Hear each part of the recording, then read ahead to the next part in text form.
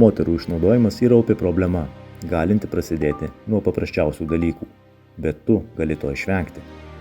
Nepalik savo gėrimų be priežiūros, nesvarbu, kas tai būtų. Ar kokteilis naktinėme klube, ar rytinė kava mieste. Tau nepastebint, į juos gali būti pripilta svaiginančiųjų preparatų.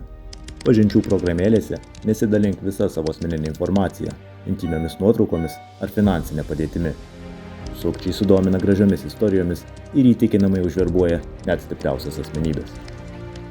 Nusprendė eiti į pasimatymą su nepažįstamuoju, važiuoji taksi nakties metu, pasidalink savo buvimo vieta, share location live, su artima drauge ar šeimos nariu, kad jie žinotų, kur tavęs ieškoti. Praradus budrumą panašiose situacijose, tu gali pakliūti į įmantrius spąstus. Tave gali privilioti išvykti į kitą šalį, o tada gali būti priversta vartoti svaiginančius preparatus ir būti išnaudojama. Labai dažnai moterys tampa organų prekybos aukomis, kur viskas gali baigtis mirtimi. Nepamiršk, kad į modernios vergovės pinkles gali papulti ne tik nepažįstamųjų dėka, bet ir dėl labai gerai žinomų kolegų ar net savo giminaičių.